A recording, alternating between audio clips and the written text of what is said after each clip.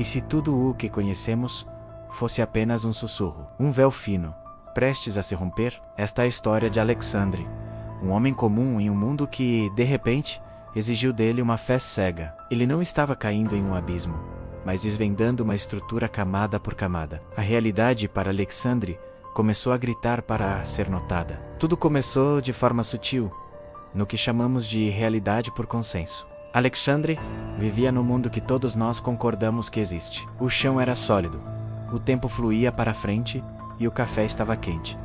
Mas ele começou a notar os desvios. Uma xícara que ele tinha certeza de ter deixado na bancada aparecia na pia. Uma placa de rua que era azul há 20 anos estava verde escura. Coisas triviais, que ele descartava como fadiga ou distração. Mas a verdade é que essa realidade é um acordo costurado, um contrato não escrito entre os nossos sistemas nervosos. É uma crença mútua de que estamos vendo a mesma coisa. O problema é, e se para Alexandre o contrato estivesse sendo unilateralmente quebrado?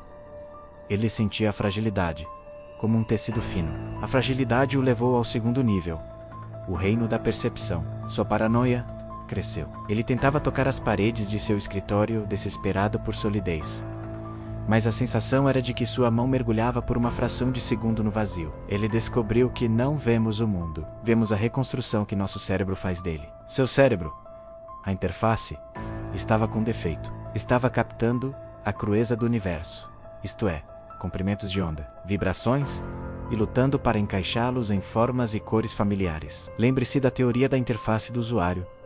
A realidade não é o computador, é apenas os ícones na área de trabalho. Para Alexandre, a área de trabalho começou a piscar e a interface falhou, mostrando os códigos em vez das imagens renderizadas. Ele não estava ficando louco. Estava vendo o processo. O próprio tempo era editado.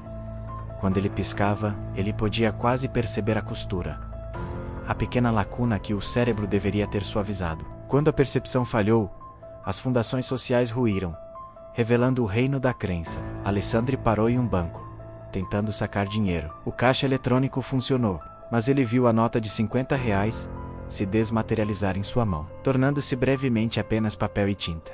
O valor uma ilusão forçada.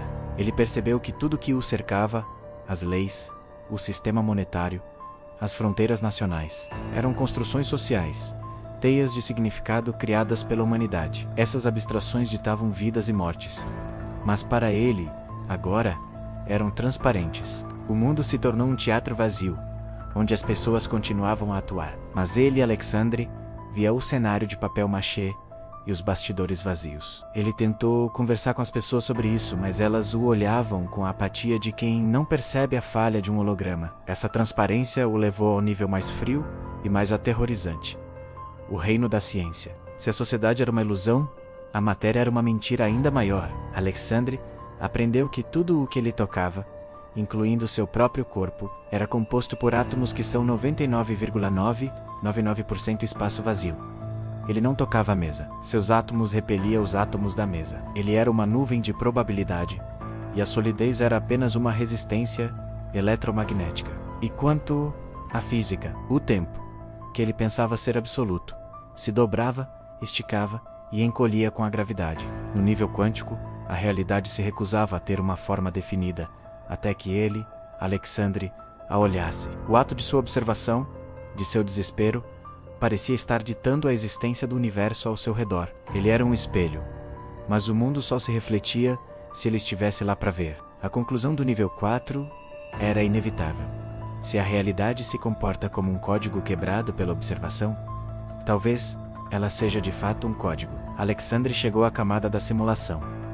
O mundo se tornou uma grade de código binário cintilante. Ele viu glitches em sua visão, anomalias sonoras que pareciam bips de computador. Ele se perguntou se sua existência, suas memórias, até mesmo sua dor, eram apenas dados renderizados por um software. Ele era um personagem em um jogo prestes a ser encerrado. Essa camada não era física, mas era coerente. Se uma civilização pode criar uma simulação convincente, as chances de estarmos nela são esmagadoramente altas. Alexandre era apenas uma sombra, uma cópia de uma cópia, rodando em um servidor em algum lugar. Desesperado e exausto, ele transcendeu a lógica e mergulhou na realidade mística. Por milhares de anos, as culturas descreveram o mundo como um véu, uma ilusão maia. Alexandre, agora quase transparente e livre das amarras da matéria e da crença, começou a experimentar uma dissolução. As fronteiras de seu ego, de seu eu, desapareceram. O mundo ao seu redor, o vazio e a grade de código, fundiram-se em uma única e vasta presença. A dor da perda da realidade deu lugar a uma aceitação serena e aterradora. Ele não estava mais vivendo dentro da realidade.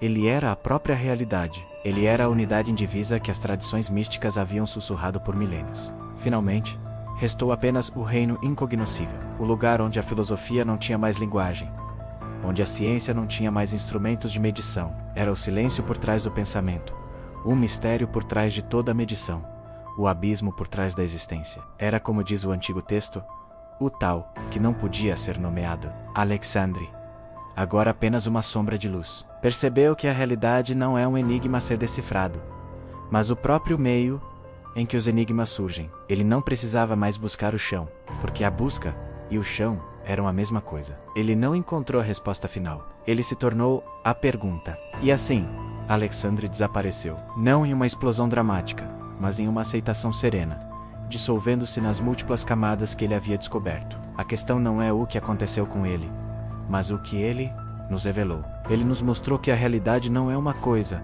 mas o ato de se mascarar em diferentes níveis. Agora, a pergunta é direcionada a você. Qual camada da realidade você está agora? E o que você fará quando o véu começar a se desfazer para você?